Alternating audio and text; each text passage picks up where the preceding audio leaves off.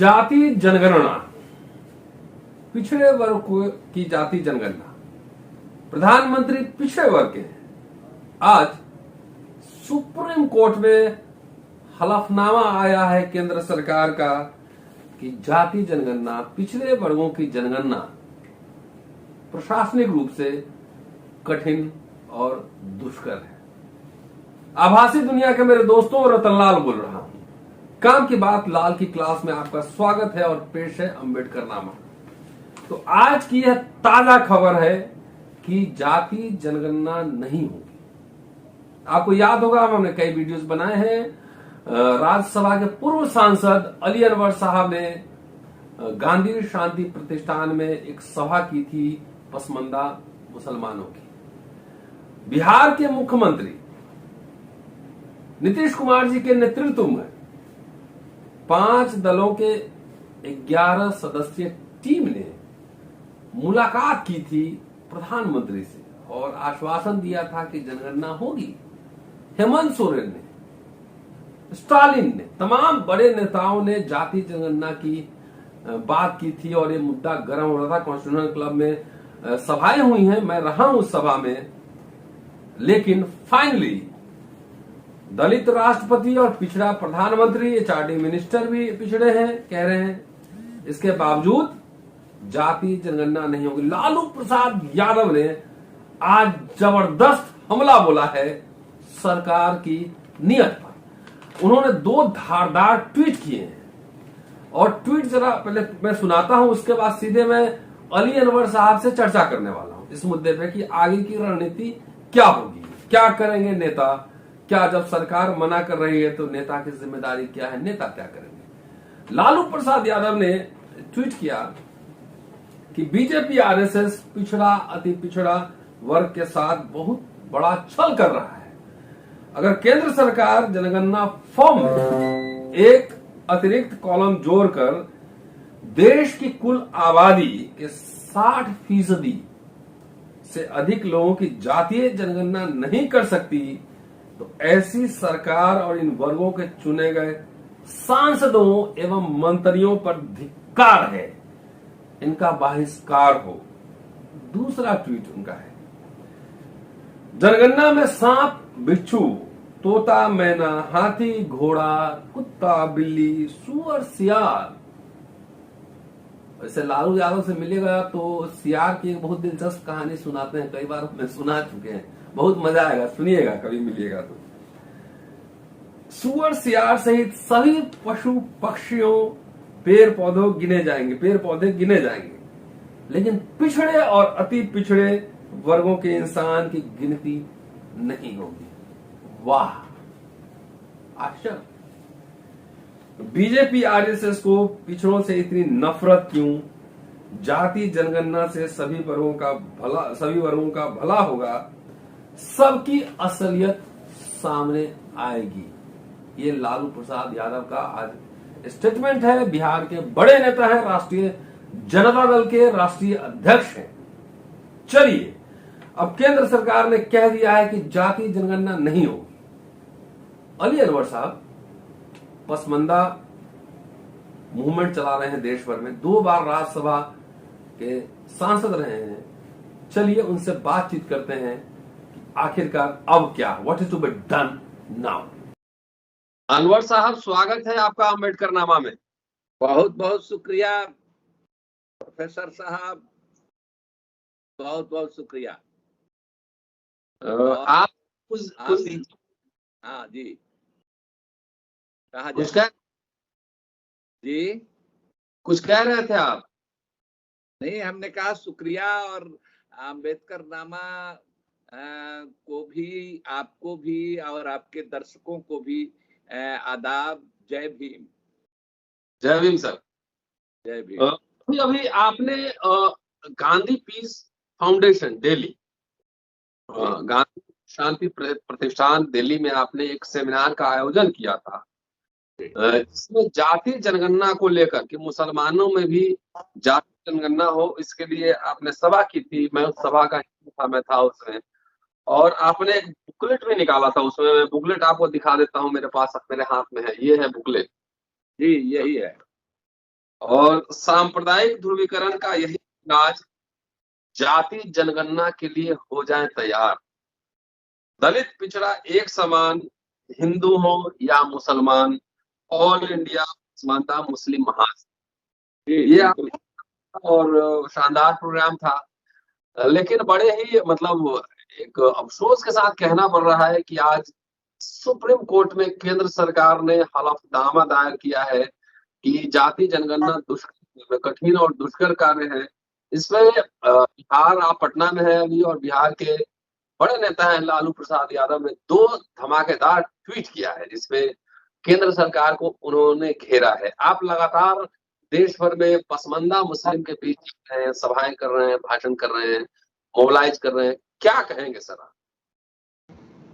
देखिए प्रोफेसर रतनलाल जी, हम लोगों को आशंका, जो आप थे ही उसमें, हमने लिखा था कि क्या आशंका है और हमारा क्या सरोकार है जाति जनगणना को लेकर के। तो हमको ये आशंका थी उस वक्त भी। कुछ साथी कह रहे थे कि नहीं, इतनी मजबूती से इस बार सवाल उठा है कि मुश्किल होगा मोदी सरकार के लिए। लेकिन हमारे मन में ये आशंका थी कि जो उसका बीजेपी का पितृ संगठन है आरएसएस, वो इस पक्ष में नहीं है। और इसीलिए हमको लगता है कि मोदी जी चाह करके भी वो शायद नहीं कर पाएंगे। कितना चाहते हैं, नहीं चाहते हैं, ये बात ठीक ठीक नहीं कहा जा सकता है।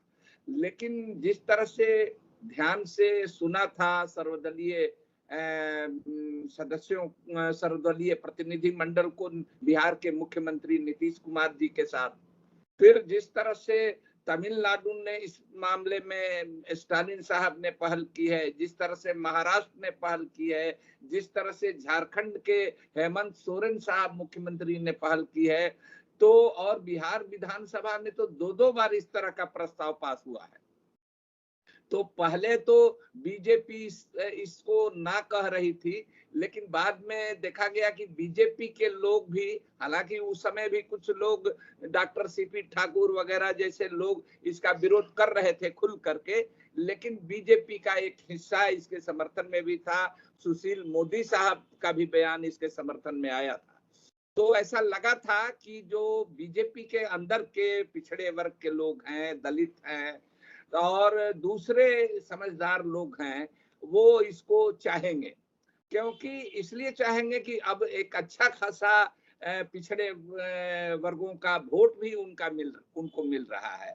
और आपने देखा कि इस बार जो नए मंत्री बनाए उत्तर प्रदेश के चुनाव के कंटेक्स्ट में, तो उनका परिचय भी उन्होंने उनकी जातियों और उनके वर्गों को लेकर के कराया। ऐसा तो कभी हुआ नहीं था कि कोई प्रधानमंत्री परिचय कराए। लेकिन उस समय भी हम लोगों को प्रेस नोट गया था, बकायदा प्रेस नोट गया था जी, वही प्रेस नोट गया और उन लोगों के बड़े बड़े होर्डिंग लगे। तो हम लोगों को ये भी लगा कि उत्तर प्रदेश का चुनाव है और कुछ राज्यों का चुनाव है, ये भी दबाव हो सकता है। लेकिन जब तक नागपुर से इनको निर्देश नहीं होगा, वहां से हरी झंडी नहीं मिलेगी। बहुत ताकतवर हैं मोदी जी, लेकिन मेरा ऐसा मानना है व्यक्तिगत तौर पर कि वो नागपुर से ज्यादा कोई ताकतवर नहीं है। उन्हीं के एजेंडा पर चलना पड़ेगा। टकराएंगे तो इनको किनारे भी करने में हम समझते हैं कि नागपुर को देर नहीं लगेगी। इसीलिए हम लोग ये मानना है कि इन्होंने जो एफिडेविट दिया है, आपने कहा एफिडेविट की बात, तो वो एकदम उसमें कुतर्क कर रहे हैं। कोई उसमें लॉजिक नहीं है, इलॉजिकल बात कर रहे हैं। ये कहते हैं कि प्रैक्टिकल नहीं है। अरे भाई, काहे नहीं प्रैक्टिकल है? इसका तो कोई रीजन बता नहीं रहे हैं। और 2011 में कुछ गलती हुई है, जैसा कि महाराष्ट्र के मामले में सुप्रीम कोर्ट के सामने इन्होंने ये दिया है। महाराष्ट्र सरकार तो ये कह रही थी कि 2011 का जो भी आंकड़ा है कच्चा ही सही, उसको रिलीज कीजिए। तो उसमें ये पूरे जाति गणना के सवाल को एकदम साफ साफ नकार दिया। पार्लियामेंट में भी हालांकि इनके राज्य मंत्री ने यही बात कही थी। तो हमारा कहना है कि हम लोगों को अब कोर्ट को कह रहे हैं कि भाई ये नीतिगत मामला है, तो हमको नहीं लगता है कि अब कोर्ट इसमें कोई फर्दर आगे कदम उठाएगा। वैसे भी कोर्ट का जो हाल है बहुत सारे मामलों में आपने देखा होगा, तो उसमें भरोसे के साथ नहीं कहा जा सकता है कि कोर्ट इंटरवेन करेगा। तो इसलिए बात रह जाती है, सरकार करेगी नहीं, जिसकी सरकार है वो करेगी नहीं कह रही है, तो अब जनता में ही भरोसा है, जो दलित और पिछड़े हिंदू मुसलमान जो हैं। इसीलिए हमने नारा दिया है कि दलित पिछड़ा एक समान, हिंदू हो या मुसलमान, तो इनको जगाना पड़ेगा। और इस अभियान में हम निकल चुके हैं। आपने दिल्ली की चर्चा की, उसके बाद हमने झारखंड में जाकर, रांची में, जमशेदपुर में हमने सभा की है, प्रेस कॉन्फ्रेंस किया है। हम अभी कल जा रहे हैं मोदी जी के क्षेत्र बनारस और सटा हुआ अब तो मुगलसराय दीनदयाल उपाध्याय नगर हो गया है, वहां पर बनारस और वहां के लोगों का इस संडे को 26 तारीख को एक सम्मेलन होने वाला है, और उस सम्मेलन में और प्रेस कॉन्फ्रेंस में इस सवाल को हम लोग रखेंगे। सरकार भले नकार रही हो एफिडेविट में, लेकिन हम लोग इस सवाल को छोड़ने वाले नहीं हैं। और उसके बाद दूसरे दिन हम लखनऊ जा रहे हैं, वहां पर हमारी सभा है, और वहां पर हम लोग हिंदू मुसलमान दलित सभी लोग उसमें रहेंगे, और हम लोग इस मांग को, इस आवाज को वहां भी बुलंद करेंगे। तो हमारा अभियान जारी है। फिर हम दिल्ली फिर आने वाले हैं। आप लोगों को दिल्ली में भी एक बड़े सम्मेलन में की तैयारी हम लोग कर रहे हैं। अगर वो हो सका तो उसके लिए वहां भी एक बड़ा सम्मेलन करके हम लोग, उससे भी गांधी संग्रहालय में जो हुआ उससे बड़ा सम्मेलन करके हम लोग इस बात को फिर से हम दोहराएंगे। हमको जनता पर ही भरोसा है, और इनको जब जग जाएंगे, पिछड़े और दलित हिंदू और मुसलमान जग जाएंगे, तो ये रोक नहीं पाएंगे। अगर रोकेंगे तो आगे आने वाले चुनावों में इसका खमियाजा उनको भुगतना पड़ेगा। अनवर साहब, आप 2 बार राज्यसभा में रहे हैं, बिहार के सारे नेता, नीतीश जी के आप करीबी रहे हैं, लालू जी के भी करीबी रहे हैं, आप जानते हैं सबको। अभी एक डेलीगेशन गया था, नीतीश कुमार जी सीएम के नेतृत्व में 11 लोगों का डेलीगेशन प्रधानमंत्री से मिला था, और ये थी कि भाई जाति सवाल को उठाया जाए, ओबीसी प्रधानमंत्री भी है, लेकिन वो बात हुई नहीं। लालू जी ने आज जबरदस्त हमला बोला है बीजेपी पे, कि इतनी नफरत बीजेपी से इसको क्यों। तो आप अभी पटना में है, क्या इन नेताओं से, लालू जी से या नीतीश जी से या मांझी से, या आप रांची भी गए थे, हेमंत सोरेन से कोई मुलाकात हुई, बातचीत हुई है इस पर? मुलाकात तो नहीं हुई हमारी, लेकिन हमने वहां प्रेस कॉन्फ्रेंस किया है, और काफी प्रमुखता से हिंदी उर्दू अखबारों में वहां छपा है। जहां भी गए हैं हम, ये एक बात है, छप रहा है। और आप ये भी हमको खुद ये सुखद हमारे लिए आश्चर्य है कि उर्दू अखबार वाले भी इसको बढ़िया से छापे हैं। वो दिल्ली हो, पटना हो, और चाहे रांची झारखंड हो, तो वो लोग भी पहले ऐसा नहीं करते थे, तो वो लोग भी छापे हैं। लेकिन हमको ये कहना है कि हमने कोई कोशिश नीतीश जी से या लालू जी से इस मसले पर, या हेमंत सोरेन जी से हमारी बात नहीं हुई है की है। हमने उनके सेकंड ग्रेड जो लीडरशिप के लोग हैं, उनसे हमारी बातें होती रहती है। शुरू में ये सवाल आया जब 5 दलों ने, सीपीआई, सीपीएम और माले और तेजस्वी यादव जी मुख्यमंत्री जी से, बिहार के मुख्यमंत्री जी से एक डेलीगेशन मिले थे, और उनको सुझाव दिया था कि प्रधानमंत्री के यहाँ चला जाए डेलीगेशन लेकर ऑल पार्टी। तो एक उन लोगों ने एक चिट्ठी दी थी नीतीश कुमार जी को। तो उसमें ये था कि अगर अति पिछड़े हिंदुओं की जनगणना नहीं हुई तो उनकी सही स्थिति का आकलन नहीं होगा, और उसके अनुसार उनके विकास की कोई योजना नहीं बन पाएगी। इस पर हमको आपत्ति थी। हमने बात करने की कोशिश की, लेकिन उस समय उसका दूसरा इंटरप्रिटेशन उनके लोगों ने, तेजस्वी जी से तो बात नहीं हुई, लेकिन उनके राजनीतिक सलाहकार से बात हुई और संजय यादव से, और उनका दूसरा इंटरप्रिटेशन दिया। तब जा करके हमने 2-3 दिन इंतजार के बाद उस चिट्ठी को जारी किया और अपना बयान दिया कि ये गलत बात है। इसमें आप, एक तो ये है कि हिंदू और मुसलमान, बीजेपी के एजेंडा पर आप क्यों जा रहे हैं? ये तो बीजेपी का हथियार है कि हिंदुओं की जनगणना। अरे भाई, जब जनगणना होगी तो हिंदू मुसलमान सभी की जनगणना होगी। यहाँ तक कि जब जनगणना होगी, आप कह रहे हैं कि अति पिछड़े और पिछड़े, तो जनगणना जब तक अगड़ी जातियों की नहीं होगी, सवर्णों की नहीं होगी, तब तक ये कंपैरेटिव स्टडी कैसे होगी कि कौन ज्यादा अच्छी स्थिति में है और कौन बदहाल है, फटहाल है, जगह जमीन, कल कारखाना, जमीन से लेकर आसमान तक किन लोगों का कब्जा है, इसका आकलन कैसे होगा?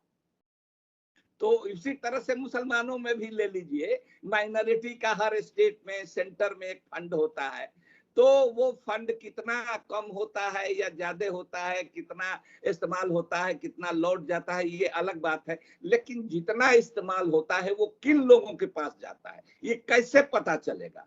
जो मजहबी इदारों पर और इस तरह पर जो मुसलमानों का जो एलिट तबका काबिज है, उनके यहाँ वो जाता है। जो पसमानदा मुसलमान है, दलित मुसलमान है, पिछड़े मुसलमान है, आदिवासी मुसलमान है, आप एक बात जान लीजिए प्रोफेसर साहब, कि हिंदुओं में जितनी जातियां हैं, कमो बेश वो तमाम जातियां मुसलमानों में भी मौजूद हैं, और यहाँ भी जाति के आधार पर भेदभाव होता है। पहले इसीलिए हम लोगों ने ये नाम ही दिया पसमानदा। हम लोग अकलियत कहने से हम लोग परहेज करते हैं। अकलियत कहने से, अकलियत, माइनॉरिटी और ये कहने से, अल्पसंख्यक कहने से, जो पसमानदा मुसलमान है उनमें एक कोशिश की जाती है कि उनको इंफीरियरिटी कॉम्प्लेक्स, उनमें हीन भावना भर दिया जाए। अकलियत अकलियत कहते कहते हम लोगों को कम अकला बना दिया है।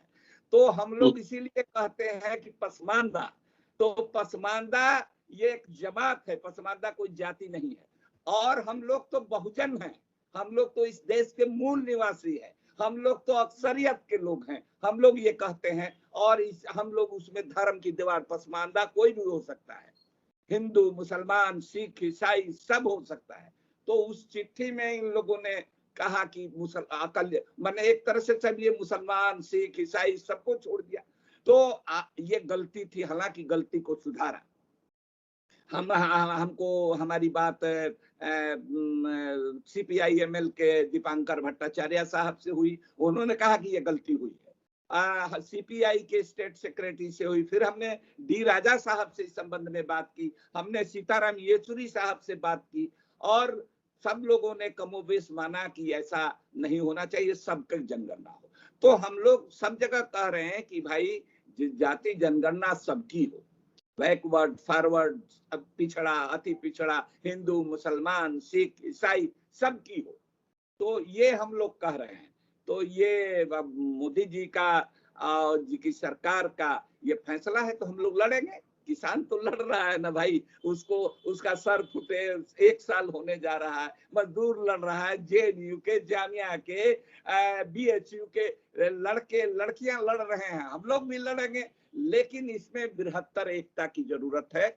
दलित जो हमारा नारा है, दलित पिछड़ा एक समान, हिंदू हो या मुसलमान, तो इसी को लेकर के जब तक हम लोग इस तरह से सामूहिक रूप से दबाव, जन दबाव नहीं बनाएंगे, तो ये झुकने वाले नहीं है। हाँ, आपको याद होगा, हम तो उसकी कहते हैं, मोदी जी अपने पूरे टेन्योर में 14 से आए हैं, अभी तक एक ही बार वो झुके हैं। वो आप लोगों ने झुकाया, किसी पॉलिटिकल पार्टी ने नारा नहीं दिया था। Schedule caste, schedule tribe atrocities के मामले में आप लोगों ने नारा दिया, और स्पॉन्टेनियस पूरे मुल्क में हमारे दलित भाई बहनें सड़क पर उतर गए, नौजवान उतर गए, और पहला मौका है कि मोदी सरकार को पीछे हटना पड़ा और अमेंडमेंट के लिए बिल लाना पड़ा, सुप्रीम कोर्ट के आदेश के बाद भी उसको उलटने के लिए। तो इस तरह की एकता की जरूरत है। पार्टियां, हमको लगता है कि अभी विचारहीनता का एक दौर चल रहा है। जो अपोजिशन के लोग भी हैं, बताइए, इतनी इतनी मामूली सी समझ नहीं है कि ये जनगणना के लिए आप क्यों कह रहे हैं अति पिछड़े पिछड़े, क्यों कह रहे हैं हिंदुओं की, इसमें तो सबकी जनगणना हुई, ये कॉमन सेंस की बात है। लेकिन इसका मतलब ये है कि ये लोग भी डरते हैं मुसलमानों का नाम लेने में, मुसलमानों का नाम लेने में ये लोग डरते हैं। लेकिन हम कहना चाहेंगे, देखिए उधर बंगाल में बंगाल की मुख्यमंत्री ने वो तो नहीं डरी, कहां बीजेपी उसको हरा सकी। तो उसी तरह से बिहार हो, उत्तर प्रदेश हो, दूसरे राज्य भी जो लोग हैं उनको भरोसे के साथ अपने स्टैंड पर रहना चाहिए। और जो भी विक्टिम है, चाहे वो मुसलमान हो, चाहे वो दलित हो, ये सब के लिए वो मुखर उनको होना चाहिए। क्यों डर रहे हैं? आपने देखा कि इन लोगों में से कई लोग सेकुलर शब्द कहना भूल गए हैं, छोड़ दिए। तो ये क्या है भाई? तो जो रास्ता बीजेपी अख्तियार करती है, जो उसके टूल्स हैं, उसके जरिए आप बीजेपी को मात नहीं कर सकते।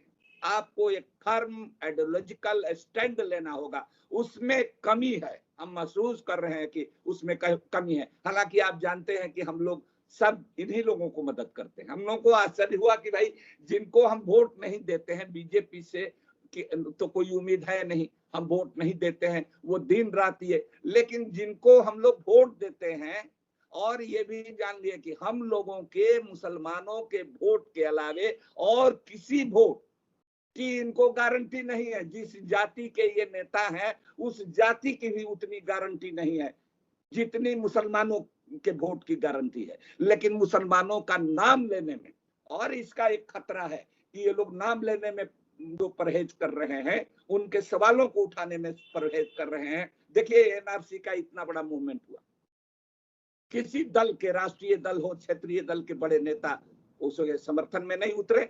आप लोग उतरे, हम लोग उतरे, जो सिविल सोसाइटी के लोग उतरे, इस तरह के इंटेलेक्चुअल बुद्धिजीवी लोग उतरे। लेकिन ये लोग, इन लोगों ने परहेज किया। मॉब लिंचिंग हुई, ये लोग परहेज करते हैं, डरते हैं वहां जाने से, उनकी मदद करने से, उनसे मिलने से ये लोग डरते हैं। तो इसका फायदा हो रहा है कि एक तरफ तो बीजेपी मारकाट मचाए हुए है, और दूसरी तरफ सेकुलर पार्टियां डर से हम लोगों को नजरअंदाज कर रही है। और पसमानदा मुसलमानों की तो बात छोड़ दीजिए, कोई गिनती नहीं है इनके। तो हम तो कहते हैं टोटल मुस्लिम जो भी है उनका भी नाम लेने में डरते हैं। तो इसका फायदा ओवैसी जैसे लोग उठा रहे हैं। और ओवैसी और बीजेपी तो नूरा कुश्ती इनकी चल रही है, नूरा कुश्ती चल रही है। अब ये हमारा मानना है कि इनके घर पर जो हुआ वो सब बीजेपी का गेम है कि इनको हीरो बनाना है। तो कुछ लोग जाते हैं वहां, हमला करते हैं, फिर उनकी गिरफ्तारी होती है, ये होता है। तो इस तरह से होता है। कोई इनको अभी किसी गांव में, अयोध्या के नजदीक किसी गांव में ओवैसी साहब गए थे, उनको बीजेपी के नेता, बड़े बड़े नेता दावत दे रहे हैं कि भाई आइए, डेमोक्रेटिक कंट्री है, आपको भी अपनी बात रखने का हक है। और फिर कुछ विरोध में बोल भी देते हैं। तो ये चाहते हैं कि जो प्रोग्रेसिव लोग हैं, जो डेमोक्रेटिक हैं, और जो सेकुलर लोग हैं, वो उनके लीडरशिप को किनारे हटाया जाए। और बीजेपी का ये तरीका है कि या तो मुस्लिम फंडामेंटलिस्ट का, मुस्लिम लीगी जहनियत रखने वालों का लीडरशिप हो मुसलमानों के बीच में, और हम तो इधर हैं। तो ये इस साजिश में एक कुंठा और एक निराशा भी टोटल मुस्लिम में भी। कई लोग मानते हैं कि अब मुसलमानों से की परछाई से भी इन लोगों को डर लगने लगा है।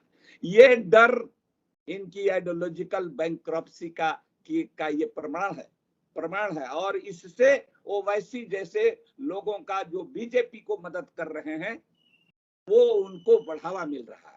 तो ये इन लोगों को अपना भी स्टैंड क्लियर करना चाहिए। बाकी हम लोगों का शुरू से ये स्टैंड रहा है कि हर तरह की जो संकीर्णता है, हर तरह का कट्टरपन है, या मजहबी बुनियाद पर किसी तरह की गोलबंदी अगर कोई सो काल हिंदू लीडर या सो काल कोई मुस्लिम लीडर करता है तो उसके खिलाफ हमारा महाज रहा है।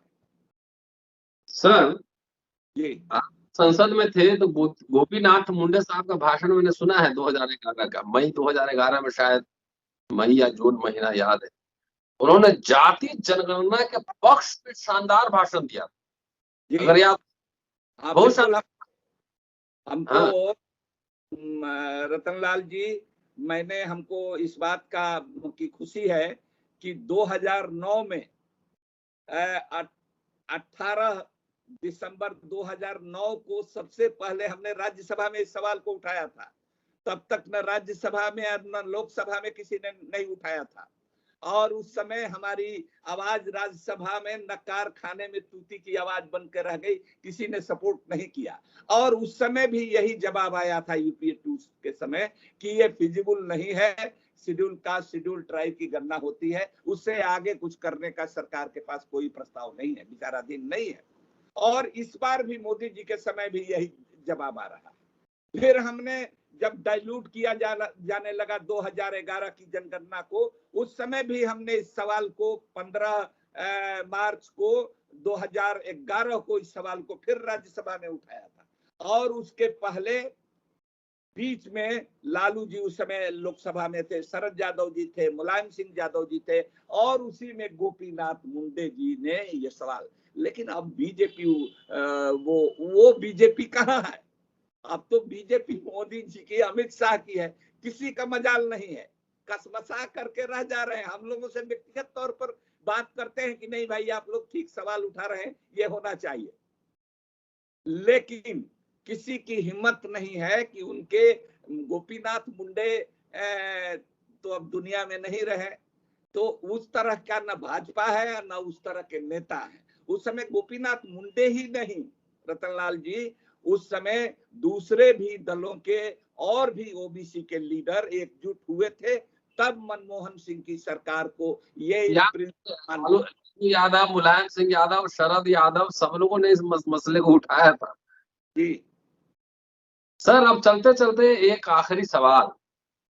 अब तो सरकार ने स्पष्ट रूप से कह दिया है सुप्रीम कोर्ट में कि जाति ओबीसी की जनगणना नहीं कराएंगे, तो आप ओबीसी की जनगणना क्यों कराना चाह रहे हैं? अगला कदम क्या उठाएंगे? आप सीधे जो है ना सवर्णों की जनगणना कराने की मांग रख दीजिए, कि सवर्णों की जनगणना।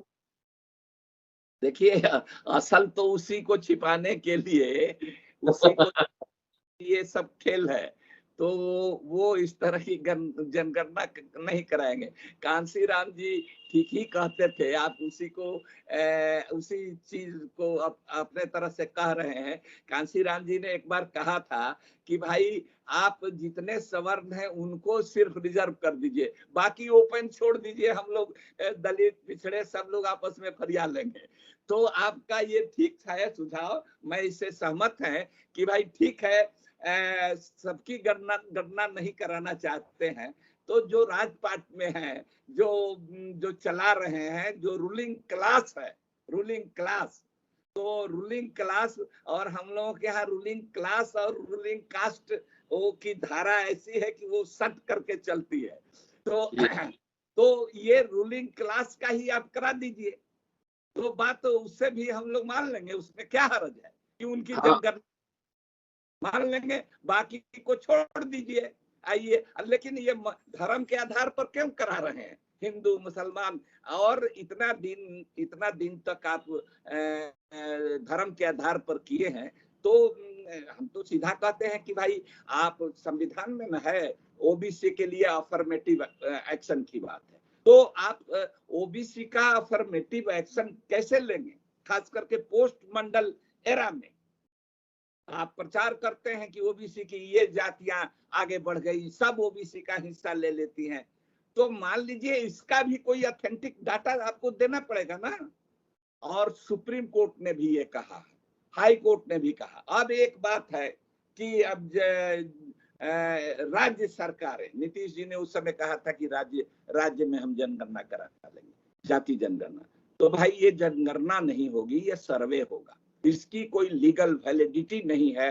जो वैलिडिटी है सेंसस की और राष्ट्रीय पैमाने पर, लेकिन फिर भी इसके लिए हमको ये पता चला है कि इसके लिए भी वो केंद्र को परमिशन देगा, तब आप जनगणना कराएंगे।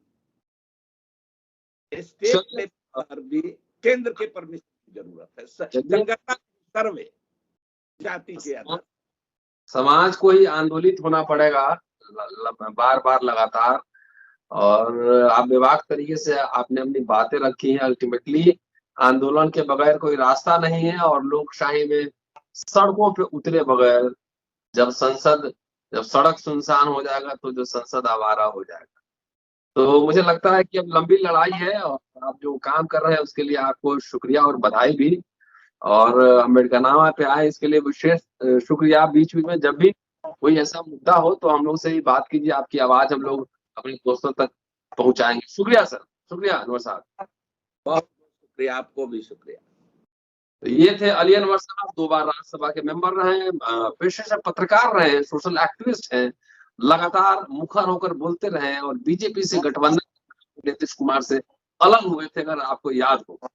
और हमारे वरिष्ठ मित्र भी हैं, हम लोग बातचीत करते हैं। आप देखते रहिए और इस वीडियो को ज्यादा से ज्यादा शेयर कर ज्यादा से ज्यादा लोगों तक पहुंचाइए। शुक्रिया की वॉचिंग एंड शेयरिंग अम्बेडकरनामा।